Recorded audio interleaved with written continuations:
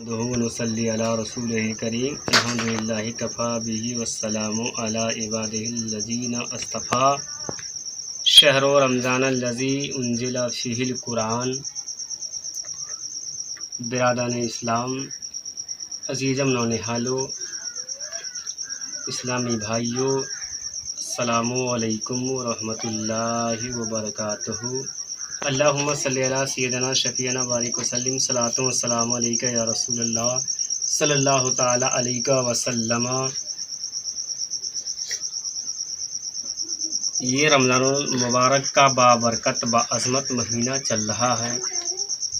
اس کے دوسرے عشرے سے ہم اور آپ گزر رہے ہیں، جس کی ہر ایک آن، ہر ایک لمحہ، ہر ایک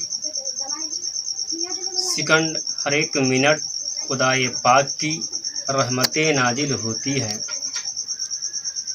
شاعر نے کہا تھا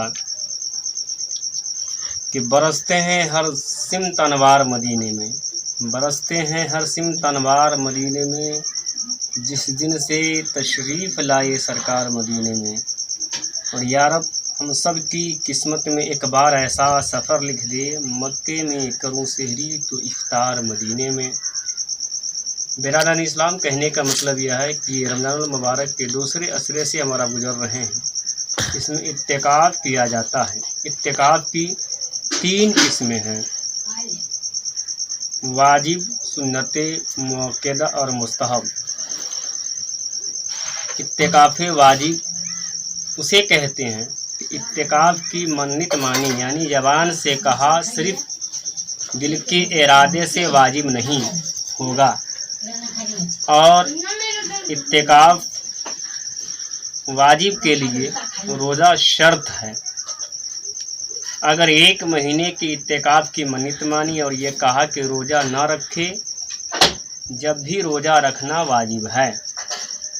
اور اعتکاف مستحب کہ واجب اور سنت موقدہ کے علاوہ جو اعتکاف ہے وہ اعتکاف مستحب ہے۔ اعتکاف مستحب کے لیے روزہ شرط نہیں۔ اب رہ گئی بات اعتکاف سنت موقدہ۔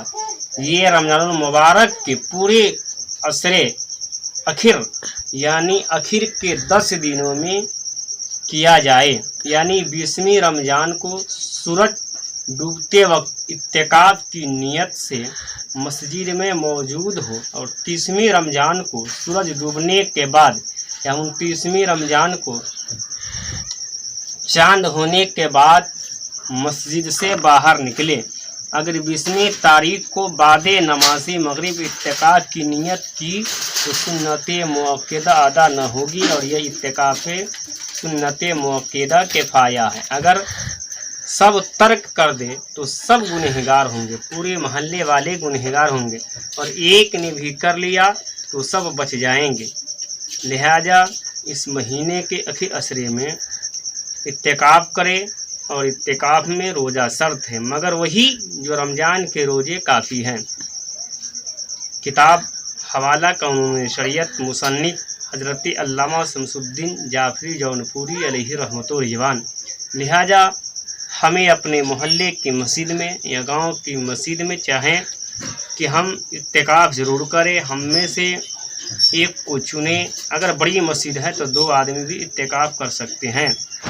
اور زیادہ کیا کہوں، اللہ تبارک و تعالی ہمیں اور آپ کو عملی جامہ پہننے کی توفیق و رفیق عطا فرمائے۔ وآخر دعوانا والحمدللہ رب العالمین۔